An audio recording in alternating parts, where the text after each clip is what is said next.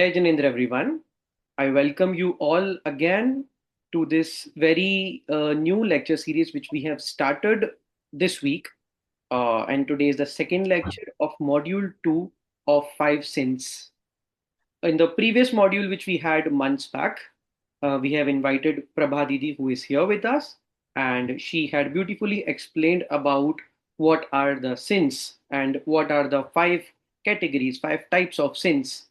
And in the second module of the first lecture, we have learned in this week itself about the first sin, which is Hinsa, and we talked a lot about it, how the terminology works, with different examples, what are different types of this kind of Hinsa, and we have also got few good questions from the audience on this topic. So today we will be starting again with the second part of Hinsa, second type of Hinsa, second type of sin, which Prabhadidi will be taking. So before I hand over the session to her, let me shortly introduce you all with this beautiful portal where you have joined. This is called JEEV, Jain English Education and Values, which we have dedicatedly designed for the people who wanted to learn Jainism in English. The content is same, the content is as it is what is there in the scriptures, only we have changed the medium, which is English. Since we know about the flow of Deshna Parampara, that how that Vadi is coming from Tirthankar Dev to us. So the thing is same, only the communication channel English is something which is different. And I'll tell you in the later part, in the last part of this lecture, how to access this beautiful portal. And you can subscribe to the YouTube channel to enjoy all the lectures, all the content which we are posting. Now, over to you, Prabhadidi. You can start today's second chapter, second session of Module 2, 5 Cents. Over to you. NaMo अरिहन्ताणं NaMo सिद्धाणं NaMo आयर्याणं NaMo उवज्जायाणं NaMo लोये सवसाहुणम्. Jai Jinendra, everybody. We are doing 5 sins. We saw details of violence. Today, we are going to talk about a little more details of falsehood. Falsehood in general, we call it as jhoot bolna, right? But we don't understand the full meaning of falsehood because we think it is as simple as just telling a lie. But there is a lot more to it than simply lying about something. And we'll kind of look at that. So the second of 5 sins, the first was violence. The second is falsehood, often committed without much thought. You know, we speak, we lie in joking. We lie in, when we want to, teach our children something. Sometimes we lie about things, okay? So we kind of take it very easy. Lying is kind of, people don't even sometimes look at it as a very big sin, but it is. Some common examples we can think of are like you bunk school to watch a movie and give a false leave note to the teacher, right? Hopefully your parents don't cooperate in that, but sometimes students do that. Or even telling parents that I'm going to study at a friend's house and actually go out to a party or play or something. Then hiding things from your spouse. A shopkeeper lying about the quality of his product. In the old days, or maybe even today, the sabji walas used to always weigh wrong, okay? Or the kirana people used to weigh wrong. So they could make a little extra money by, let's say, if they're selling something 500 grams, they may actually give you 400, even though the thing shows 500, okay? So these are some very common examples that people used to lie or still lie and don't even think much about it. And there is several examples like that. So they look like they're harmless, right? I mean, so what, we lied to go to a party. We really didn't harm anybody, right? We didn't. Violence, yeah, you're actually hurting somebody. But when it comes to lying, people easily think it's okay. we fooled somebody, right? They don't even think of lie as a sin. Sometimes people are even proud of lying. They think that they oversmarted somebody, but they fooled somebody and are actually happy about it, which is even worse. So it is about one's weight. We even lie about our weight, about our age, and those are like so common. People don't even expect you to tell the truth about those things.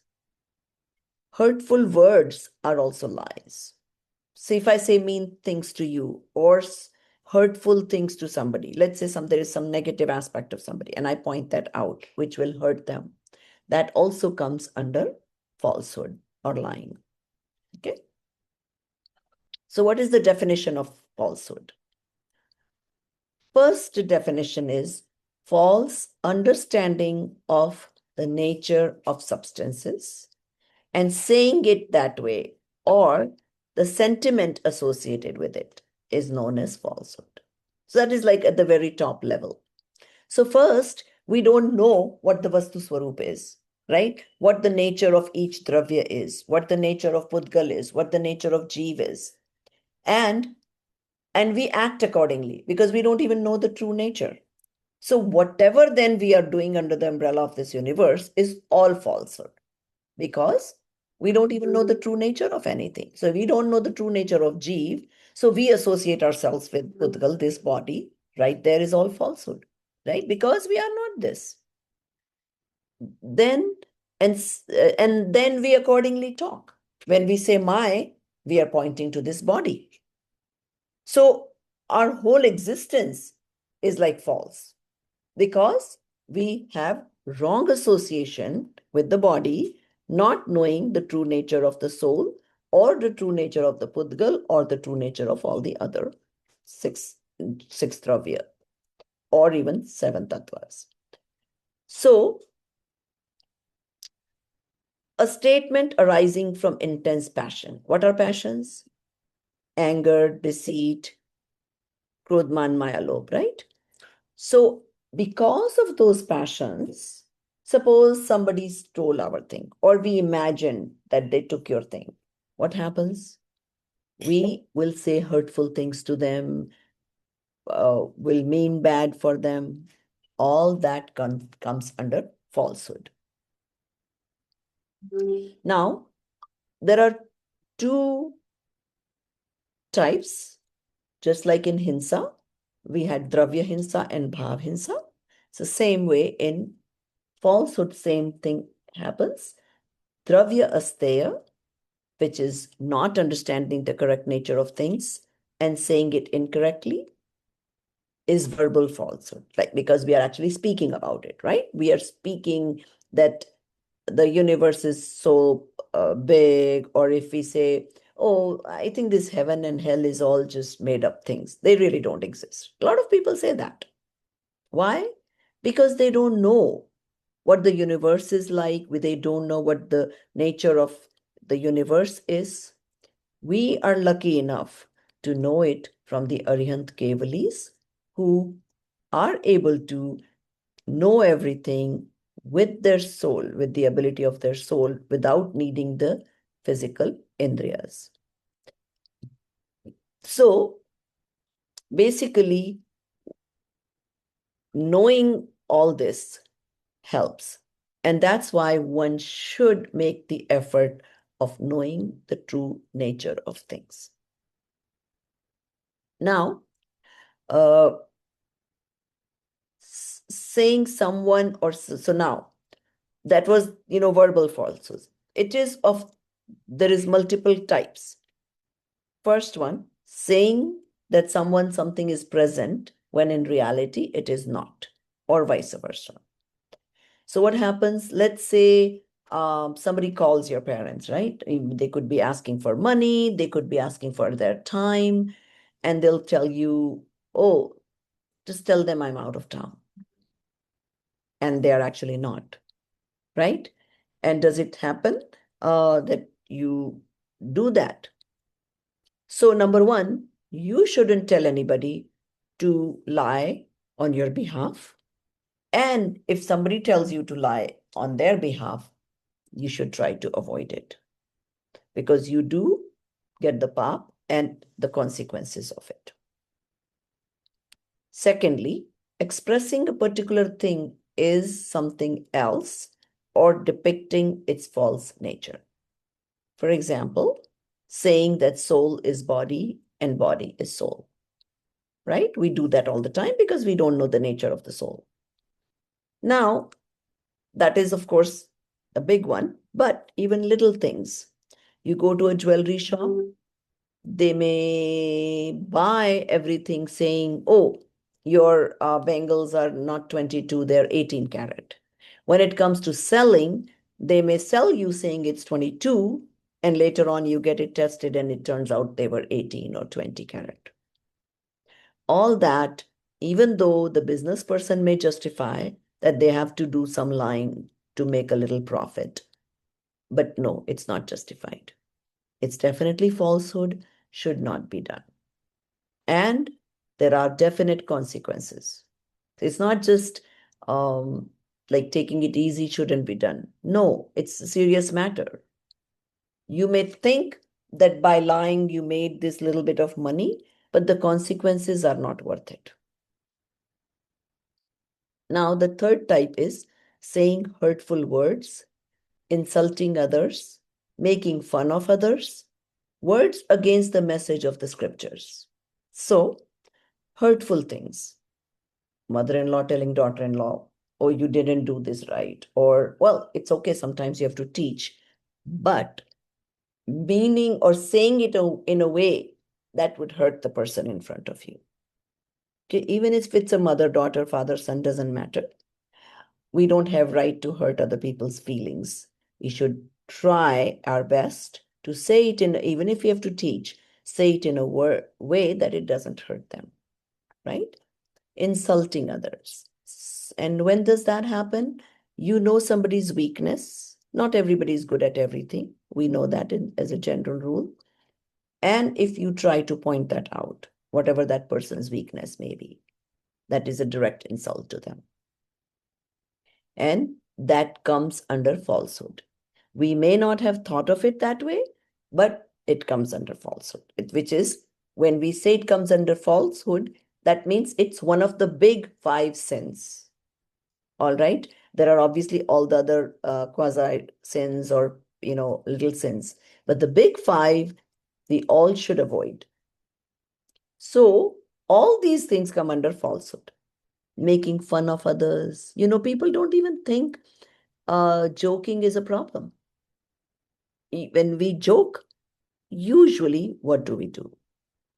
We make fun of somebody's inability, the way they look, the way they act, and all that comes under falsehood. So we must try to avoid doing those kind of things. Or if we say words against the message of the scriptures, let's say we ourselves did not read the scriptures, right? We don't know what is mithyatva. That is, mithyatva of the scriptures is basically false knowledge or incomplete knowledge or opposite knowledge or not enough knowledge. All that is falsehood.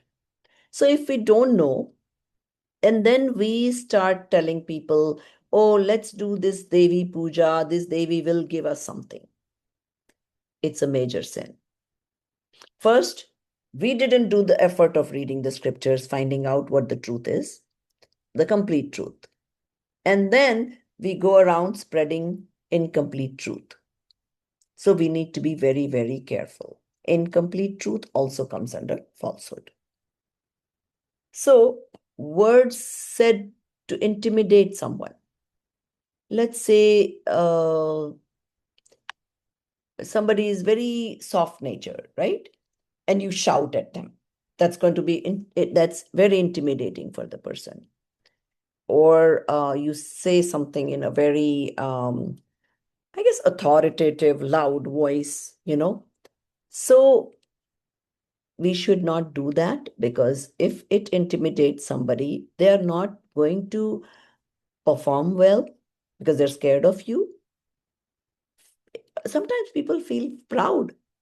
Oh, when I go in the room, everybody straightens up because they're scared of me. No, that's not a great thing. That when you enter a room and people are scared of you.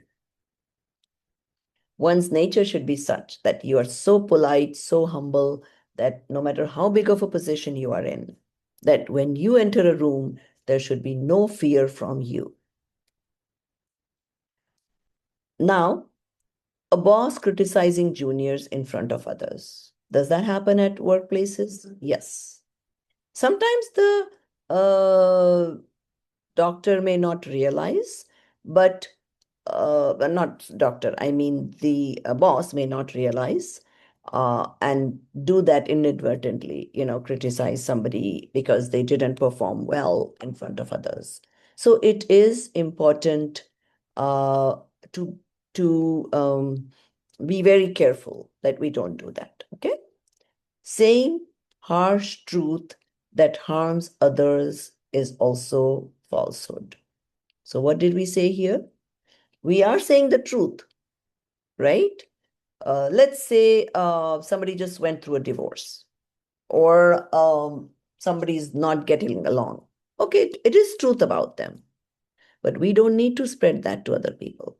And if we do, we are committing the sin of falsehood. So suppose your colleague has a personal issue due to which he or she couldn't finish a project at work, right? And they confided in you that, oh, I have this problem going on at home and I'm not able to finish. So they come and confide in you thinking maybe you'll give them a helping hand so that the boss doesn't get upset with them. And you turn around and tell everybody their personal problem or complain to the boss. So that is also part of falsehood. And one must not do that because obviously you said something that is hurtful, even though it was truth. Okay. And I know these are things that often people say or justify that, oh, so what's the big deal? I said the truth. People don't think that even if it is the truth, but saying hurtful truth is equal to falsehood. That's something very important, which in general people don't realize that. Okay? They think they feel proud that regardless they said the truth. No, it is not a good thing to do. Now, fifth type is saying statements that promote violence and hatred. For example, giving instructions to kill or harm others. Let's say you have a lot of mosquitoes. You give instructions to fumigate them, or you give instructions to put mouse traps that would kill, or you give instructions to make people jealous of each other. You talk, you know, say one thing that this person was saying this about you and vice versa to the other person. All these come under falsehood and they must be avoided. Now, just let me also give you what these are. When we said first one is, so the why we are doing Satyanuvrat, why we are not able to follow it, we are uttering untrue words due to negligence. We don't read scriptures, we don't understand the definition of falsehood, and we speak that way or act that way because of negligence, right? Now, when as Shravaks, we are supposed to renounce the falsehood, at least partial, which is called Ek Desh Vrat. So we should avoid all those 4 or 5 types that I just described. Perversion of truth, which is Sat Ka Apala, which means changing the truth and speaking. Propounding untruth, Asat Ka Udbhavan, which is you spread lies about somebody or an event or something. Third type is anyatha parupana. So you know the truth, but you speak something different. Distortion or telling otherwise. Lot of people do this inadvertently. Sometimes they really mean it, sometimes they don't mean it. They may have heard it and not understood themselves, and unknowingly they distort the truth and pass it along. We all know the whisper game. They call it Chinese whisper or whatever it is, right? One person starts says something to somebody in the ear, and then it keeps following. By the time it ends, the whole thing completely changes. So why did that happen?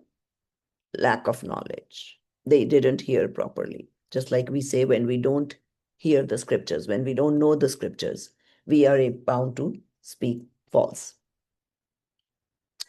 Grahit Garhit vachan. Garhit matlab hurtful vachan.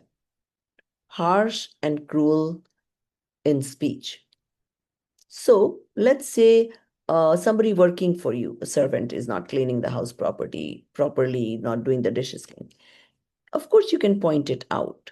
But if you say in a hurtful manner, insulting them, why didn't you do this? You should have known this, that also comes under falsehood, and you accumulate the path of falsehood. Inciting conflict. So you're instigating conflict between two different people. So maybe they were okay themselves. We see this in these TV shows, right? This women goes to one person and say, so and so said something about you. And she'll go to the other person and say the same thing. Oh, this person was talking bad about you, which never happened. And now these two are either fighting or not liking each other as a result of what one does, right? Or you inflicting pain, which is inflicting verbal pain by your speech to somebody, also comes under falsehood. Contradicting scriptures. So you know that the scriptures don't allow Kudev, Ku Guru, Ku Shastra, and you try to propagate that because you may have the wrong understanding that worshipping Kudev is going to give you some benefit. So if you contradict the scriptures and say the wrong things, that also comes under falsehood. Fostering violence. So you pretending, telling people it is okay to do violence for certain reasons, or you promote violence. Let's say that government took over Girnar or Shatrunjay or whatever. Yes, we do need to protect our tirth, but as much as possible in a non-violent way, right? We never try to promote violence. All that comes under falsehood. So, and falsehood is one of the big pap. So the consequences are also very bad. Okay. Now, what is bhav asteya, asatya, which is false belief, false knowledge, and false understanding of the nature of substances that lead to false statements and psychic falsehood, bhav asatya. Okay, so which I guess in Hindi would call it mithya darshan, mithya gyan, right? If you don't have the right understanding, right belief, obviously your charitra will also be wrong. So all your bhav will be towards falsehood. So you must read the scriptures, understand the truth the way it is. So even in your thoughts, wrong thoughts are not coming. In the absence of true knowledge about the soul or religion, how can one ever speak the truth? You don't even know the truth. So whatever you speak is going to be false. So if you want to prevent yourself from that big sin, it is important to read the scriptures, understand the nature of things.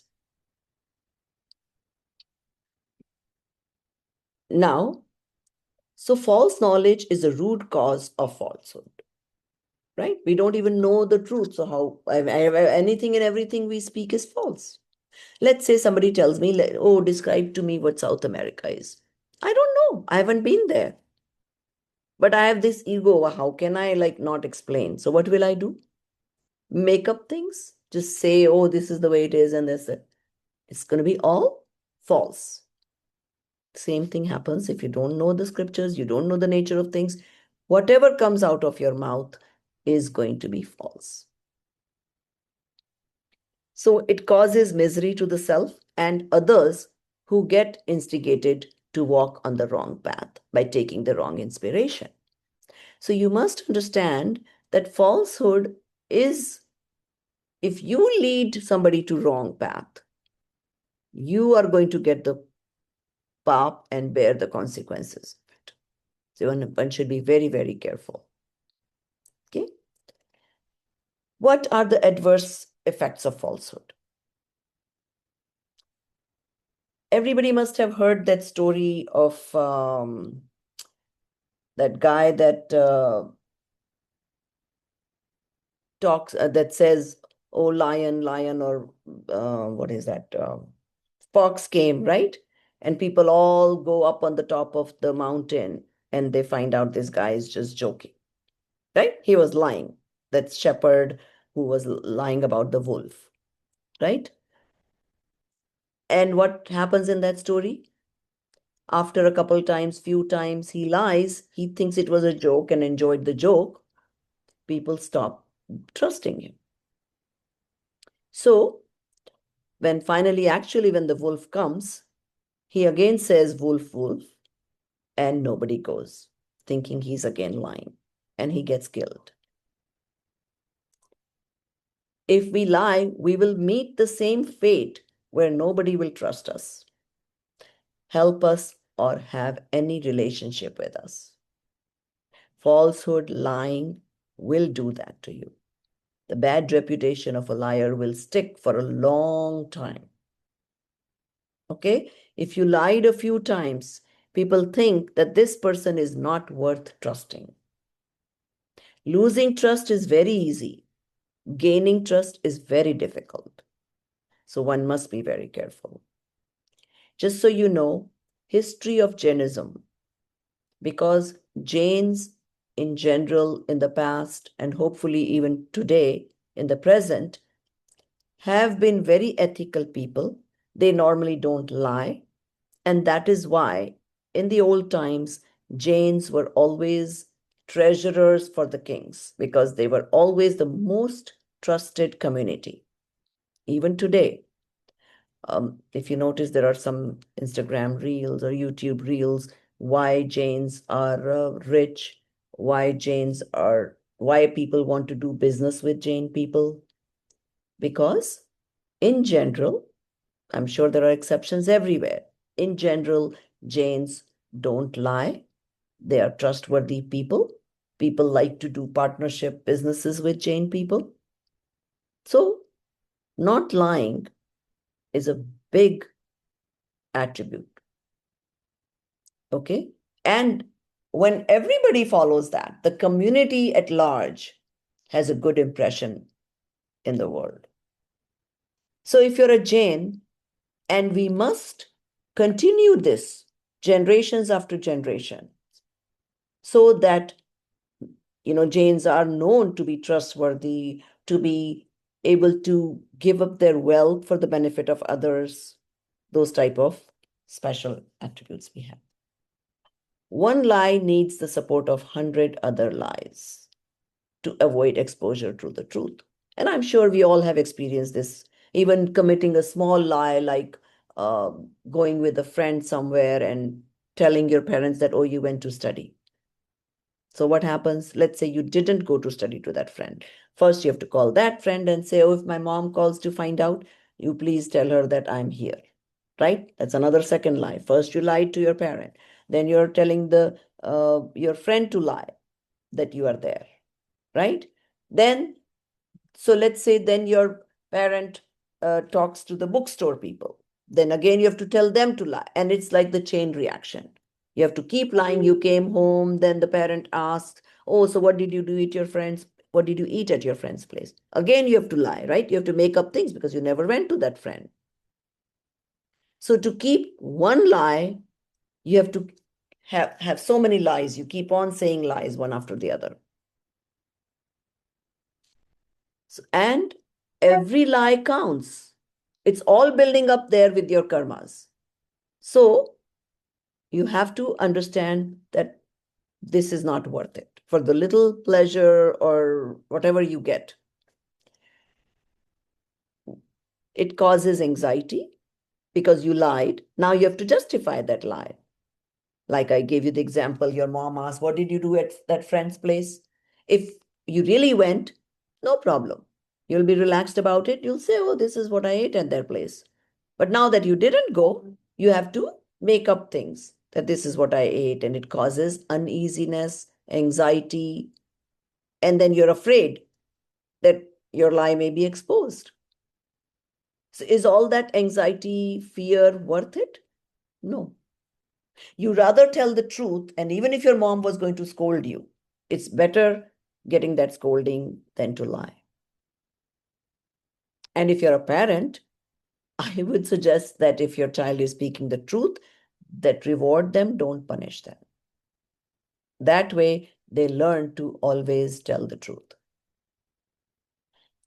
So, due to due to their misdeeds, a liar will always be betrayed by his family members, friends, servants, etc. He will be deprived of trustworthy associations, right? So you go at a party and people know this person is not worth trusting. You lose business commitments, lose any kind of business associations. Uh, if you sell something, people are not going to want to buy from you because they don't know if they can trust you.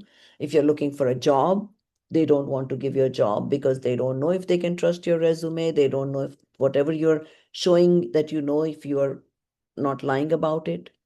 So if person lies, the word spreads easily. So one has to be very careful. To avoid such misfortune, one must speak the truth at all costs. When I say all costs, what does that mean? Let's say somebody told you that, oh, please lie for me in a court. Log gawai dene jate hain. I'll pay you some money. No, even if you're losing that money that maybe you would have gotten paid to lie for that person, don't do it. It's not worth earning those few pennies or few little money to lie for somebody. It might not be easy at times. How? Let's say your close relative needs you to vouch, lie for them. If you don't lie, it's going to be a big loss for them. Let's say it's going to be a big business loss if you don't lie for them. That's a difficult situation, right? Because you may break relationship with that close relative. They may say, oh, you couldn't even do this much little bit for me. I got so much loss because of you couldn't lie. But it'll give you mental peace and save one from demerits in the future. The person you were going to lie for is also going to avoid pap, even though he may get punished for whatever it is that he did wrong. But it's better that than both of you get pap, because someday you will have to pay, if not this life, next life. So when you get consequences that you feel you didn't deserve, that to this life you have been honest and all that, guess what? It's coming from your previous life. Nothing ever happens wrong to anybody. We get exactly what we deserve. So honesty is the best policy. That's the only way you can have mental peace and save people from depression, guilt feeling, all kinds of things. Even in the short term, if it looks like you might get punished if you told the truth, it's better to tell the truth. Okay? Even your own kids, you should teach them that even if you know that the parents may slap them or scold them for doing something wrong, still it is better to tell the truth than to avoid. Okay? Now, what would you do to avoid falsehood in your life? We must give supreme importance to ethical behavior and lead a life based on Jain principles. We all know the Jain principles of non-violence, truth, aparigraha, all the main five things, right? If you live that ethical life, you will not go wrong. Maybe in the short term, you will make less money, right? But in the long term, you will accumulate enough punya that it will eventually come back to you. So it never makes sense to earn with unethical living.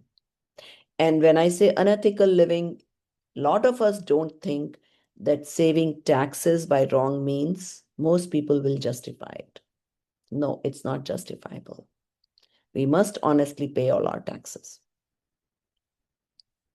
We should try to understand the true nature of things from learned gurus, scholars, and scriptures and assimilate it into your beliefs. When I say learned gurus, scholars, we have to first test that they are true gurus and scholars telling you the right things and not misleading you. And then learn the scriptures and accordingly follow. So obviously, if you go to a guru, then it's like sitting in a boat of stone, which is they are drowning and drowning you as well. So it is important to understand the scriptures firsthand so you can judge if you are in company of good guru or not. Okay? We should make it a habit to have authentic information before deciding about anything. So make sure the source of whatever somebody's telling you or you're reading, where it's coming from. If it is coming from the Granth, originally from Arihant, then gurus who made the scriptures, we should test the validity of it. And a very easy test. Any scriptures or any knowledge that takes you towards Vitaragta is true. That takes you away from Vitrakta, takes you towards Rag and Dvesh, is not true scriptures. So that's a very simple test you can do. Okay, so if any guru suggests that do this, do that, and you think that no, this is taking me more towards ego and rag and all those things, then just say no. This cannot be true by Jain principles. Do not take it as truth by going by hearsay or reading. So if you just read scriptures or somebody tells you, always verify that it's authentic information. Truth has so much power that a person who takes its side will win in any situation. If not today, tomorrow. But eventually, truth always prevails. And we have so many stories in the history about those, right? Ramayana is all about that. Mahabharata is all about that. All our Jain stories are about sacrifices, saying the truth, and eventually those souls made it to moksha. Of course, our Jain stories end in moksha. That is the real happily ever after, not the ones that we see in movies or other stories. So, example, Mahatma Gandhi, who used satyagraha and got India free from British rule without any war. Now, I know there are controversies, but his purpose was to not do a lot of violence, to stick with the truth. And that word satyagraha means agra for the truth, right? Insisting on the truth. And eventually, Britishers felt that this person is not going to give up being on the truthful side. And hopefully, that was nimit in, at least partial nimit in getting independence for India. We must always think twice before we speak. Try never to utter harsh, hurtful words that might be painful to others. So whenever we speak, we should think, am I saying this something that is useful to others? Am I saying it in a nice, sweet manner? Otherwise, you have a choice of staying quiet. You don't need to speak everything that you know. We can try to maintain transparency in our relationships and never hide anything, especially between spouses, parents. One must not hide anything. If we commit a mistake, we should confess it to our spouse, guru, or parents and try our best to rectify it. It takes away the guilt and eases stress. You may have a nice spouse who doesn't care if you don't share everything with them. But to get rid of your own guilt, you must share everything. Okay? So if you're young, always share everything with your parents. If you have a spouse, share everything with your parents as well as spouse. Okay? Always speak beneficial, less and sweet words. It's okay to speak less. You don't need to blabber everything. But when you do speak, it should be comforting words to others. It will ensure minimal clashes and great relationships. Okay. Now, there are exceptions. Sometimes when you're raising kids, you have to be harsh depending on what works to discipline them. But there's a catch. Inside, you should not mean ill for them. So it's kind of like acting, but you really don't want to be harsh to them. Okay. So this just about concludes our falsehood chapter. And now I'm going to just give a little summary of what we have divided this into some modules because so this was module 2, which is violence and falsehood. And we'll summarize the 2 modules now, and then we'll take question answers. So we can classify violence and so this is because we did violence last class, right? So we are also going to summarize that. We can classify violence as external and psychic. Acts of killing, harming, teasing, nighttime eating, or inflicting pain on others are physical violence. And if you notice, I put nighttime eating in there, right? If we know that nighttime eating causes violence and we are purposefully eating, there are times when you have things you cannot help, but we must always try to avoid as much violence as possible.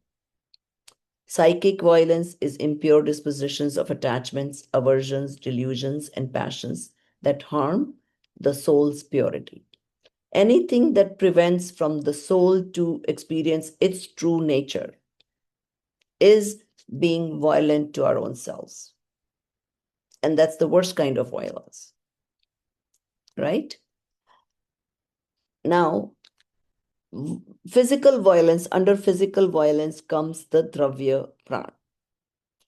A lot of people ask that why is it less sin to eat ekendriya, like we have to eat vegetables, right? We Jains try to minimize violence by eating only ekendriya, like sabjis. Even that, we try to avoid the anantkai, which has more bodies and souls within one body, right?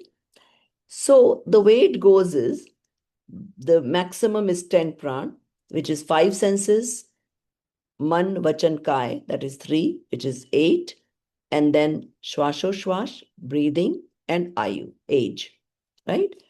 So everybody has ayu, age span, no matter what they are, nigod or ekendriya, duendriya, all of us have ayu. We all have shwash, and we all have kaya. And out of the others, the man, vachan, and 5 senses, out of the other 7, if you have one of those, you have total 4 pran. That's the minimum one would have. Even nigod and ekendriya will have minimum 4 pran. And then as the progression happens, 2 indriya, 3 indriya, then five senses, then one has man and speech, and all that keeps adding. So the more the pran, the more the violence. And that is why we Jains practice not eating anything, consuming more than one indriya, one sense being.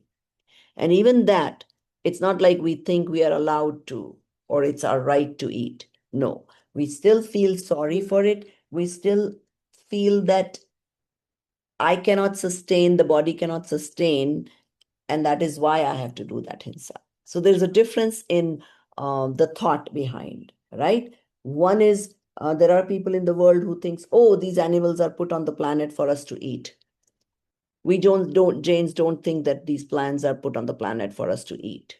No, it's our majburi that we have to eat because we cannot sustain ourselves without eating. So there's a big difference in bhav. And then the bhava pran, like I just explained, how what your thought process is, even when you have to kill the ekendriya, is comes under bhav pran, internal cognitive and emotional facets of the soul's power. So let's say I have to chop a vegetable, right? I cannot sustain. I have to do my arambhi hinsa. While I'm chopping, if my thought is that I wish I could even do without this, and I have to do it because I cannot sustain without eating. Okay, so those milder thoughts will go a long way. Now, hinsa is mostly everything we do causes violence. So there are two ways you get karmas. One is avrat rupa hinsa, which means you did not take a vow. Let's say we eat vegetables, right? We know we are not going to eat more than 10 or 12 vegetables max in a day, but we don't take a vow. What happens? We get pap of all the vegetables in the world, all the water in the world, all the fire in the world. Whereas if we take a vow that I'm only going to eat 10 of these today, then you've limited your pap to that much. Okay? Even though you will get pap of whatever you eat, but at least you've limited it. Okay? So there is avrat roop hinsa, which is like useless. You were not going to consume those things anyway. So you might as well take the vrat or the vow. Okay. Then parinaman roop hinsa. Parinaman means the way your transformation is happening. While doing so, we do lot of violence through mind, body, and speech. So the actual, hinsa that we do is called parinaman roop hinsa. So that is two types of pap we gain. So one, I think we can easily avoid. Which one is that? Avrat rupa hinsa. So if we get into a habit of taking vows and only limiting ourselves to what we really need to eat or, get violence for, that will help us. Okay, so that is why taking vow is important, and Purusharth Siddhi Upay Shastra talks in detail about that. So if you want to learn more about the Vrat and all that, you can read that Shastra or even Shravakachar. Always try to avoid purposeless violence. We do that a lot. We leave the lights on, we take long showers, we don't even realize that there's no need, and we are committing so much violence, just wasting water, wasting electricity, right? So that is called anartha dand, right? So it is, who would not waste? Only the person who is more of an aware soul. And a lot of people think, when parents say, oh, turn off the lights, don't take too long showers, what will people say? Oh, you guys are always worried about money. No, it's not always about money. Money is a very small price to pay, but the pap you get and the consequences of that pap is a huge price to pay. So one must be always watchful, aware. Violence is done by one person, for example, फांसी की saja or lethal injection when somebody gets, punished. But all the viewers bear the bad pap consequence due to anumodna. Let's say the person who in the old days it used to be called Jallad, but let's say today whoever gives the lethal injection, right?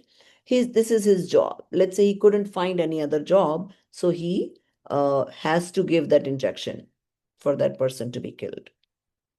But uh, what happens to the all the viewers that are saying, "Oh, he deserved that punishment"?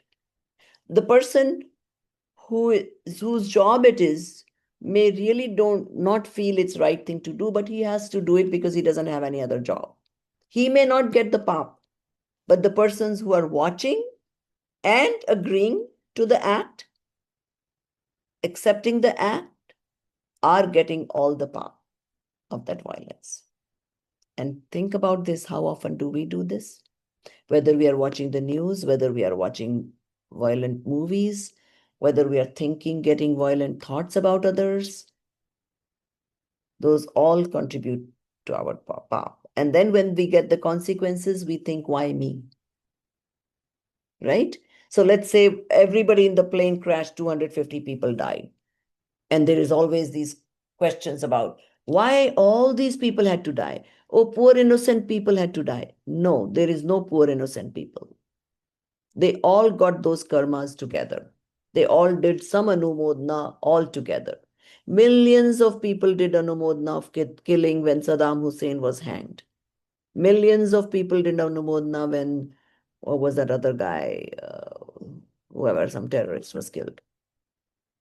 And guess what? We all got those karmas where someday we get killed in a boat or a flight or whatever it is together.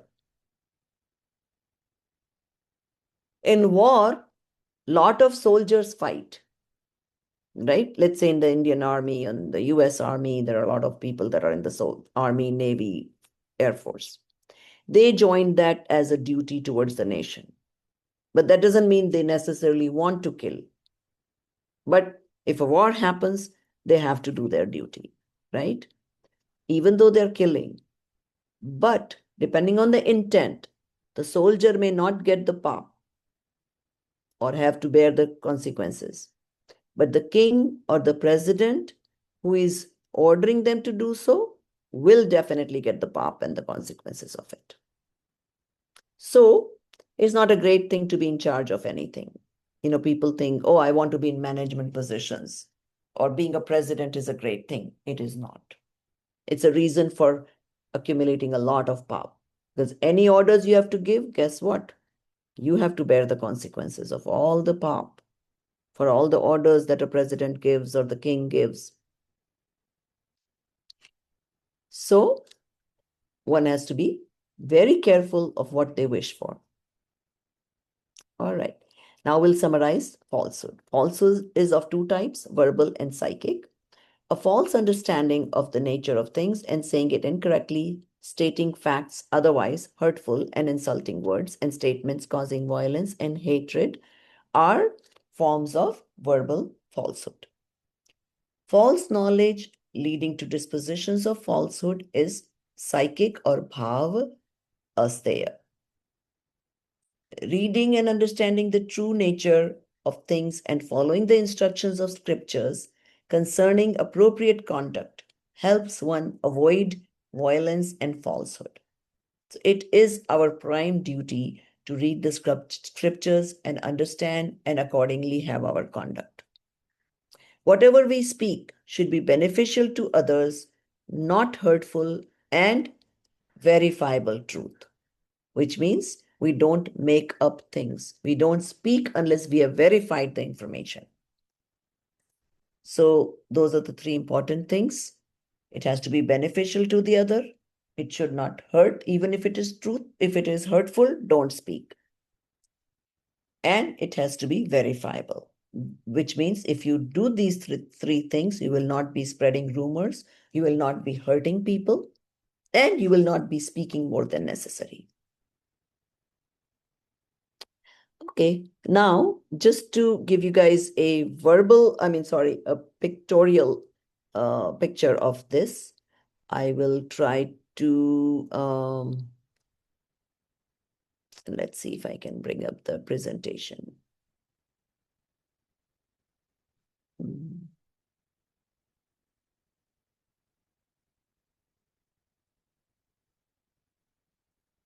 Mm.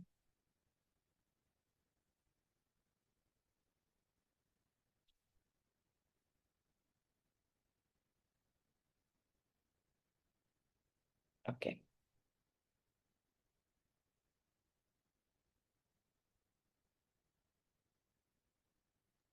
Just give me a minute.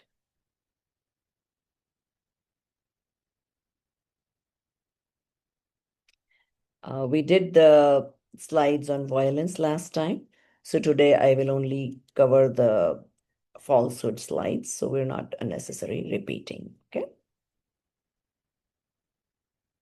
1 second.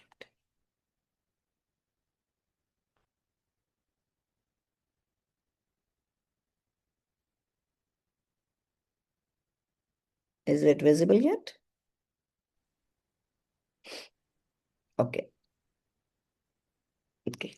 Yes. All right. Good. So it's a repetition, but if you see pictures, it somehow sticks a little better with you. Okay.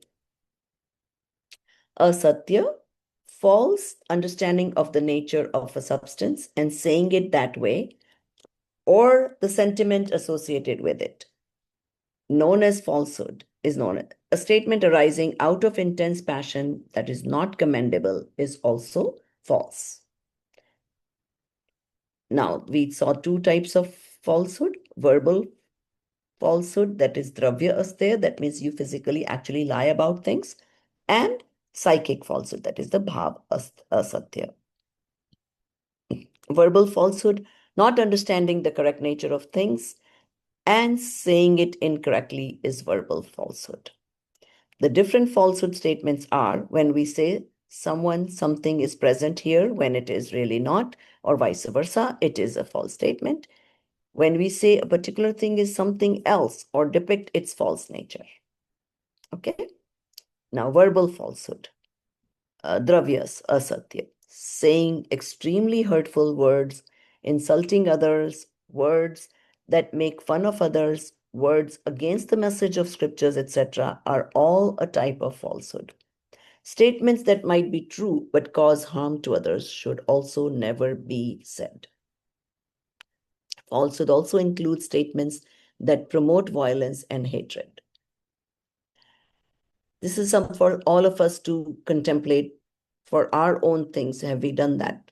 Psychic falsehoods, bhava satya, false perception, false knowledge, and false understanding of the nature of substances that lead towards the disposition of making false statements and internal falsehood. These are all bhava satya. Reasons for internal falsehood. We don't have the correct knowledge, absence of true knowledge about the soul or religion. False knowledge itself is the root cause of this false disposition. Intense passions are violence, and one speaks lies only in the presence of negligence and intense passions. So either you are negligent about something or you are under the influence of Krodman Maya Lobh. Okay. Now, what do you get with speaking not the truth? Fear, shame, misery, anxiety, punishment, and bad reputation. That is only like the immediate bad result of it.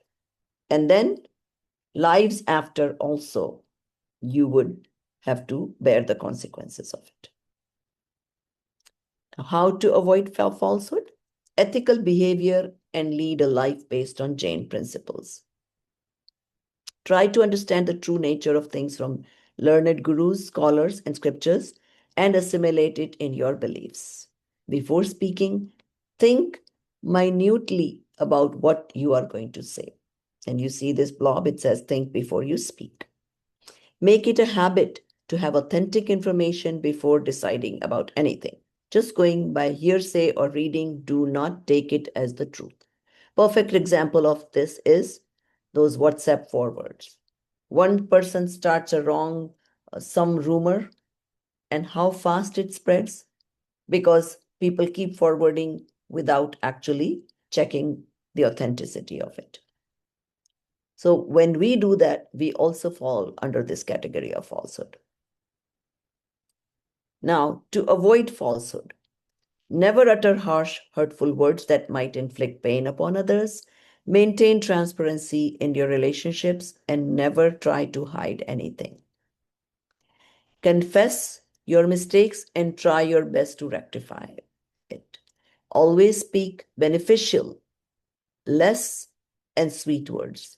This kind of language with others will ensure you will have minimal clashes and great relationships. So just remember, even if you're saying the truth, if it is hurtful, don't say it. Kind words cost nothing. Smiles don't cost anything either. So instead of showing anger, show a smiley face. So that wraps up our falsehood episode today. And now we are open to questions. Okay, so first of all, thank you very much for the beautiful explanation to the second sin, which is falsehood. Uh, I think this is the perfect way to discuss on each of the sin because we have time and everybody knows what is falsehood. Everybody knows what is hinsa, ahimsa. Every sin we have been learning since we are very young, but usually we don't pick up those things which is not lying in falsehood. We usually think कि let's hide this. It won't fall under that category. But unfortunately, we also need to think about the intentions, about all the consequences which it causes. So definitely all these examples will give us a better understanding of what is pap, because karma is already doing their own work. It is automated, and what we can do is we can directly just involve into not involve into all such speaking things, all such falsehood things or violence which we have already learned in the previous session. So now the session is open. If anybody has any queries or any questions and you any value add-ons to this topic, yes please, Saurabh ji. Ma'am, you have explained it in a very beautiful way. Still, I have a question. If a person, if a Shravak has too much attachments in all kriyas, like he Mhm. is in a मिथ्यात्व कि वितरागी भगवान की पूजा करेंगे तो सब अच्छा होगा, और he is very much attached to that thing. And Mhm. we all Shravak, we are Swadhyayi. And if I feel ki I should tell him or her that this is the not way, means this is not the Vastu Swarup, Mhm. and if that person feels bad, like uh, he may get hurt. So how should be done कि अपने भी कर्म बंद ना हो और उसको भी समझो. Right. So, okay. So, yes, when you understand the Vastu Swarup, you want to share it with others, right? Because let's say you understood the true nature of things, it has given you less stress and whatever benefits you got. It's natural, right? Even in the worldly, ladies go see a sale in the shop and they want to tell it to all their friends, right? Anybody wants to make investment, somebody knows this stock is going up, they'll tell all their friends. So, why not such a big thing, right? So, naturally, you all want to share. But this is something you want to be watchful. If you think this person in front of you is totally not interested, he might be adversely affected, then stop suggesting. First, just say a couple times. If you see an interest, only then further explain.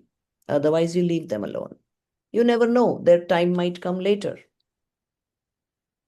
But we should not try to force it on people to the point where they get hurt, because anyway they're not going to listen to you in that situation.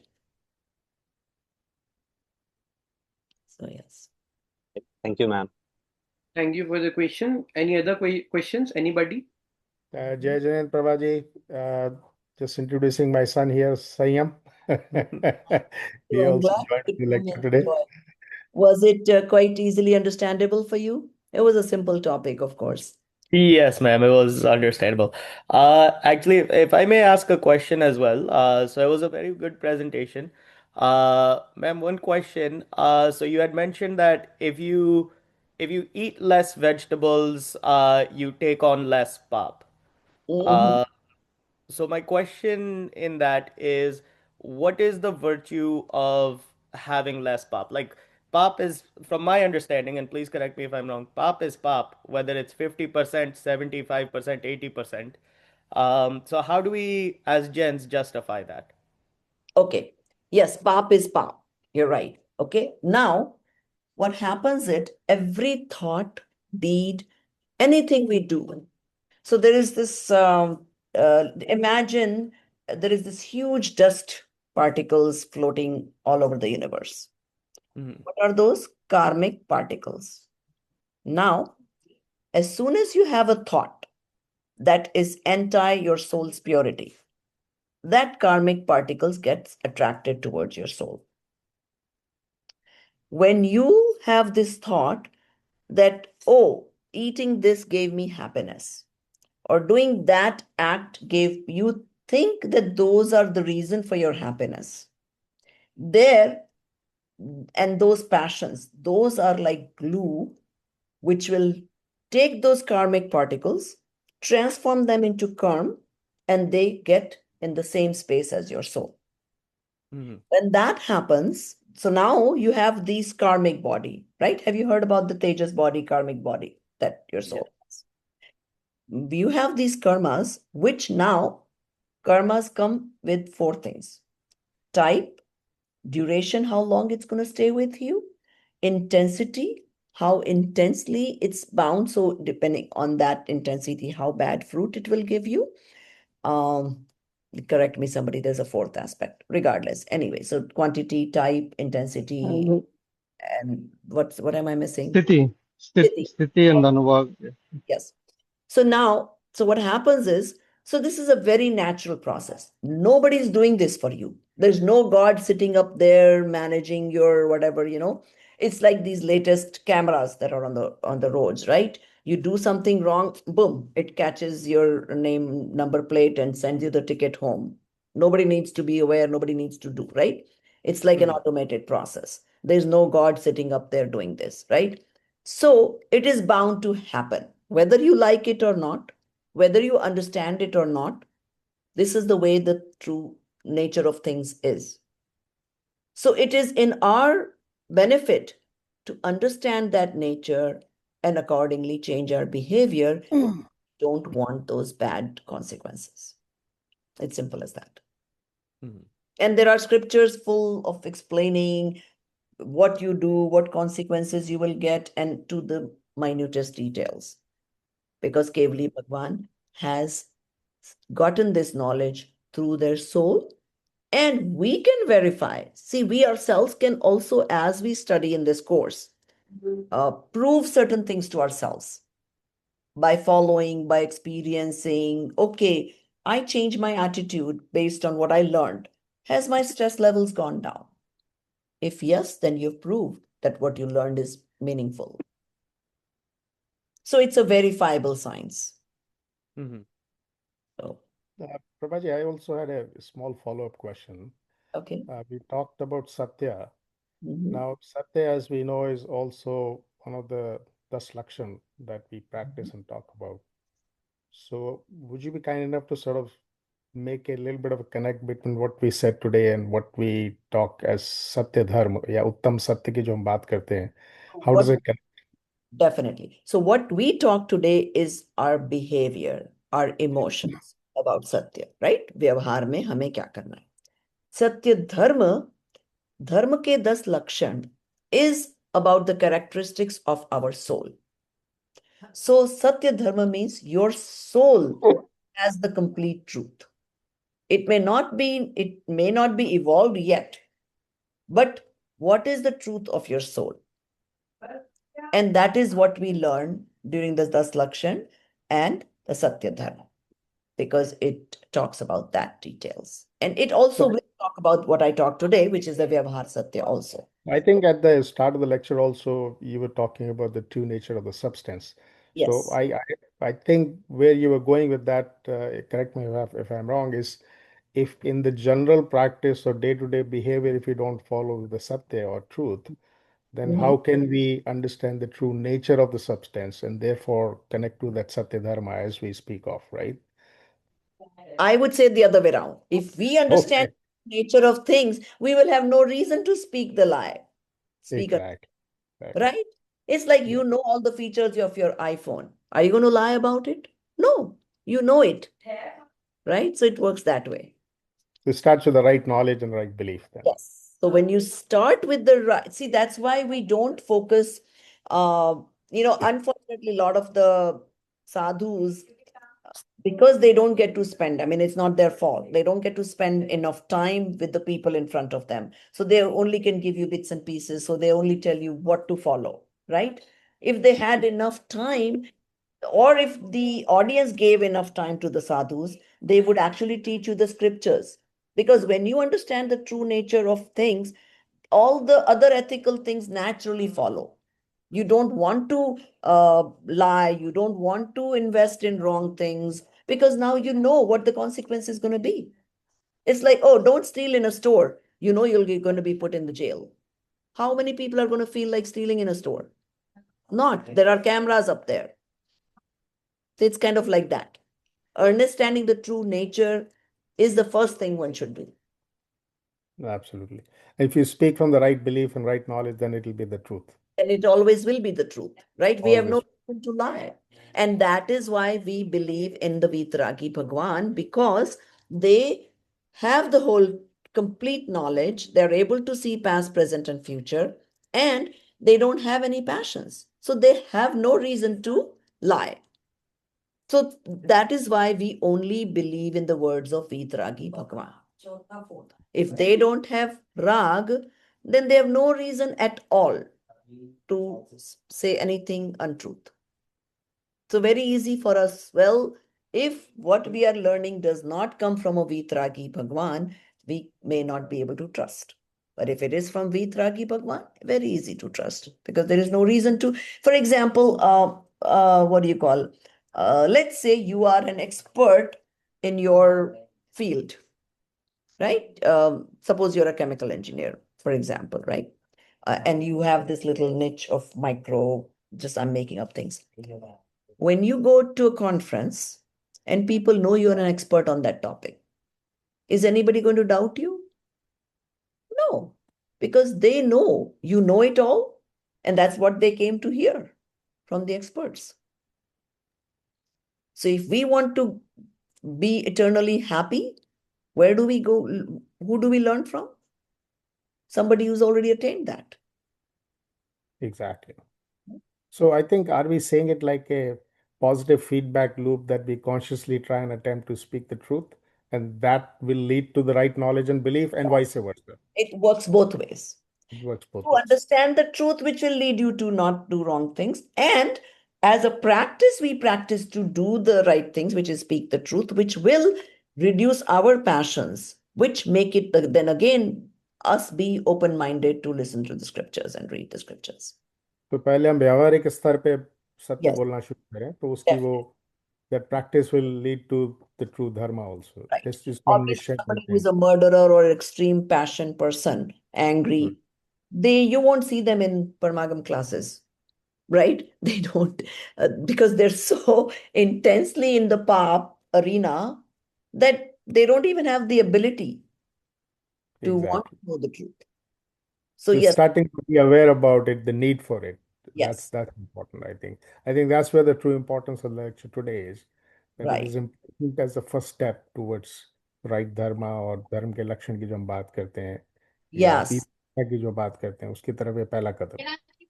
right. So if the sadhus are trying to make you at least less passion, they're not completely in the wrong there. Because if you at least are less passionate, there will be more of a chance for you to be open minded to listen to the truth. Exactly. So Prabhaji is also introducing my daughter-in-law, Samriddhi Jain. Jai Jain. Hello. She also listened to at least half of it. She got a phone call. She had to go away, but she was part of that. Very happy to see you guys are here. And we are now having this whole platform called JEEV, where you can, the good thing is, like, it's not a huge commitment. You can go there, you can, bits and pieces, whatever topic you think you want to listen or read. And it's like all there. There's movies there. There is, the whole script is there. then there's lectures. So it's That whichever I will explain at the end. That I will, and show yeah. you what the website is all about and everything. Actually, I asked them to come and join because you had said in the class that it's going to be oriented towards youth. So it's a Yes. more simplified, practical, day-to-day version of what we should be trying to do in order to take the right steps towards, going in the path I hope path you of- got a point or two more than what you already do, right? There's certain things like we don't even think it's wrong, and we discover that it's Yeah, not real. that's enough, I think. I mean, even if we make that start, I think that's probably enough. So, Yes. no, thank you so much. I think it was Okay, thank very you. Give me one more question. Amitji, you have a We have Amitji's hand raised. Your question, please. Yeah, I had one question, right? First of all, thanks, Prabhaji, right, for the detailed insight. Right. So we spoke about non-violence and we spoke about falsehood. What if there is a conflict? Let's take a scenario where there is a conflict between non-violence and falsehood. So, like, if I say the truth, it causes harm, but lying avoids the harm, then what should I follow? Right, a practical scenario. Right, which way I should go towards? Right, one will violate ahimsa, one will violate falsehood. Okay, so I'll tell you this Muniraj story. Okay, so Muniraj goes for ahar in somebody's house.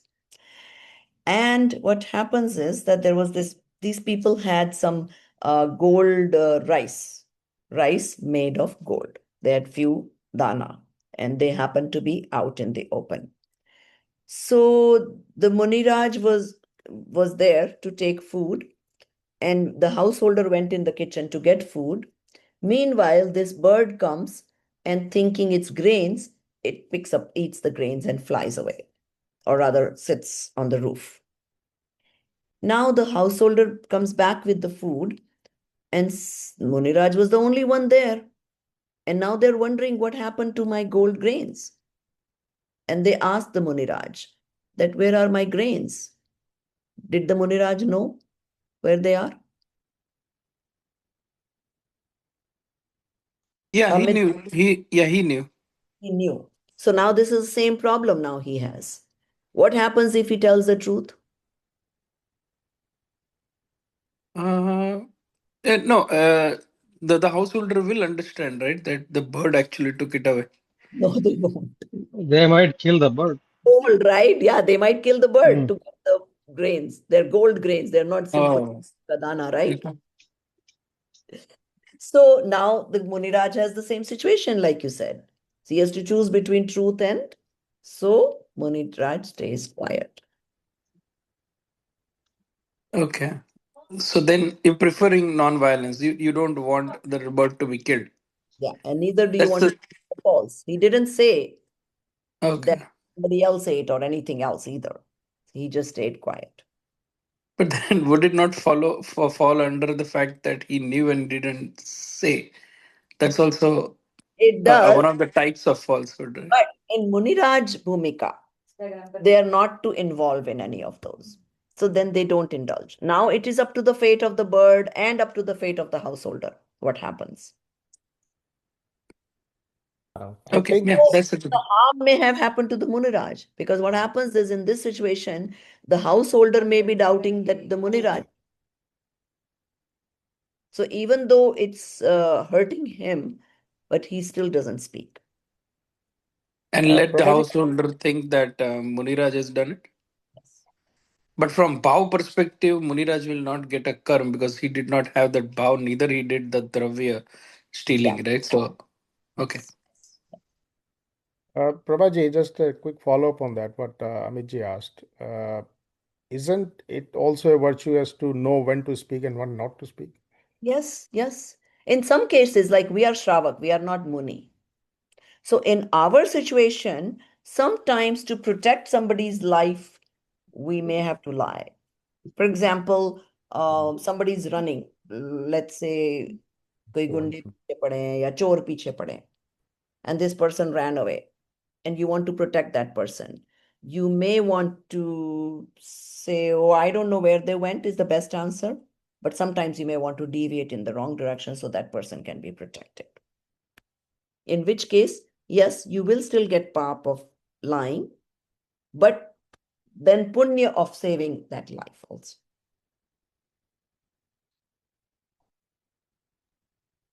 Prabhaji, either way, the Punya and Papa are not cancelling each other, correct? They have their own parinamas. They're still, Right, right. Paap ka phal alag consequence, punya ka alag consequence. But we must understand that that is the nature of things. Okay, so I guess that's all for today. And very happy to have this to and fro conversation amongst Prabha Didi and all the students who have joined. And to summarize, definitely we know the concept of Keval Gyan. We know that Kevali Bhagwan has that supreme knowledge, that he has the knowledge of every inch, every second, or whatever, every jeev, karma, every parmanu, every substance is parinaming, is changing, and that everything is in their head, in that knowledge, in the supreme knowledge. So both punya and pap, it's very calculative, it's very minute, and out of all those punya pap calculation, who is doing what is the parinam, what is the abhipray, he just know it through his knowledge, and he doesn't do anything because of he doesn't have any rag, dvesh, moha. So the meaning of raising this point is everything is so calculative. That nothing cancels. Punya doesn't cancels the pap. Pap doesn't cancels the punya. Everything is dependent on the karma, and our motive is just to know the true self, just to know the automatic, the natural vishwa vyavastha, and that will lead to the right conduct, samyak darshan, samyak gyan, samyak charitra, and that will lead to the moksha for all of us, since we all know that we are Siddha Swarup, we all are Siddha Bhagwan. Just because of Paryay, we are in this mundane. And that's all for today. Further, we will have the third module in few months, and then we will just end this topic, this entire five sense topic. So now I will shortly summarize you with the access points to JEEV portal through a short presentation. I'll just take 2 to 3 minutes of yours. I hope my screen is visible. So, JEEV is Jain English Education and Values. You can just look at the screen to the people who have just joined the lecture for today. You can visit the JEEV website under the resources tab. You can navigate the topic you want to explore. This portal is just similar to your other portals like LinkedIn, Learning, Coursera, or whatever tech platforms you may use for your learning professional courses. So, this is just like that, but here you don't have to pay. It's just full free of cost. When you click on the topic, you will receive a link to access the course. You can see the screenshot attached. You can view the courses on the dashboard. Whatever you want to learn, let's say 5 sins, 4 states of existence, Dravigun, Paraya, whatever. Select the course you wish to access and you will gain entry to its content, including all the articles, presentations, which Didi already shared on the screen today in the lecture, and quizzes and Gurudeshri lecture snippets. There are many more resources which you will see on the portal. And if you have any queries related to how to join, how to access, you're getting any error in joining the lecture, you can just email us on support@jeev.net.in. Social media handles are already being shared here. And you can also subscribe to the YouTube channel to get regular updates on which lecture is we are going to be telecasting. So this lecture, we are recording it now. We will be uploading it within the next 48 hours once the editing is almost done. So we will just add it on the YouTube so you can also revisit the lecture. And that's all for today. Over to you, Prabha Didi, for Jinwani Stuti.